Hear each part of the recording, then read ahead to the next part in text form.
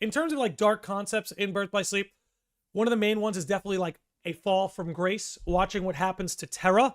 And I know everybody likes to clown on Terra, but there are few characters, if any, in Kingdom Hearts who are more tragic than Terra. You know, Aqua got to go to the realm of darkness, right? And that was terrible. But at least she had her body. You know what I'm saying? At least she got to keep her body. She lost it for a little while, but we, whacked her with a Keyblade a few times, knocked it right out of her. Terra was like that for a long time. So Terra's fall from grace and kind of the idea of, and this is another dark concept, like the manipulation of Master Xehanort. I say all the time, the way he does like that puppet thing with his hand, you know what I'm saying? There's more to it than meets the eye. He's a puppet master. And the way he kind of wielded both Terra and Ericus like puppets and turned them on each other, like, that's what you gotta realize, guys, is like when you really get into the heart and mind of Xehanort, you realize what a dark thing is going on when it's like this guy is turning on his best friend since childhood to the point he's willing to have him killed. And he's going to manipulate and abuse children, by it teenagers, but still children, to get his way. Sometimes we get a little lost in the anime cartoon animated aesthetic of Kingdom Hearts to not realize how very evil that is. There are few things in this world more evil than adults taking advantage of children and youngsters. And when you realize that that's pretty much the entirety of Birth by Sleep, is Xehanort sort of pulling those strings, again, not just on these pupils that respect him, kind of abusing that authority, which is a whole other thing, but on his best friend. His best friend. This is the thing. This is why conceptually for the Kingdom Hearts series, the schism, and we're going to pull him back up. The schism of Xehanort and Ericus is an incredibly, incredibly dark concept. Right there. Like, let's draw this back a little bit.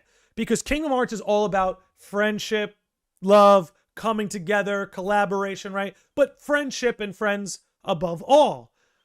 I love that at the center of the conflict of the Dark Seeker saga, at the very center of that conflict was a schism between two friends.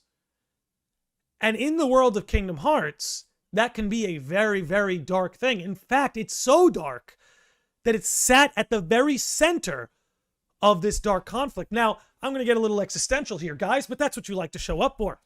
If any of you are familiar with the Divine Comedy, Dante Alighieri and him traversing through all the levels and stages of hell, when Dante got to the bottom of hell, the very pit of hell, it was ice cold, and at the pit of hell lay not lust or pride or greed or gluttony or any specific of the 7 deadly sins. No, what lay at the center of hell, at the bottom of the pit, was betrayal.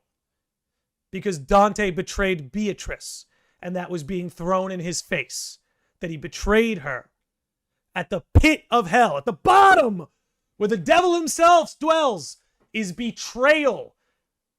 Betrayal. And that's part of what makes Birth by Sleep so conceptually dark, not just in a literary sense, but conceptually for the Kingdom Hearts series itself. Poor Terra. That's the thing. There are few characters more tragic than Terra. Terra sympathizers are welcome here. You notice Treehouse ain't here.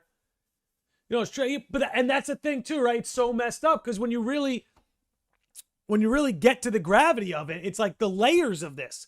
It's not just a student striking down his master. You have to put in the whole layer of Xehanort, who really is like this manifestation of darkness. Darkness works through him. That he orchestrated this on children. And his best friend. Anyway, I mean, other than an old man taking over a teenager's body and walking around in it, I think that might be all I have to say for Birth by Sleep before we move out. You just watched a clip from my podcast, The Landy Lodge. If you are interested in more content involving video games and RPGs, then go ahead and subscribe to this channel and be sure to follow us on other platforms like Twitch, Spotify, and Twitter. If you want to become a Sage of the Lodge, feel free to become a YouTube channel member or follow the link in the description. Stay beautiful, sickos and normies, and we'll catch you on the next one. May your heart be your guiding key.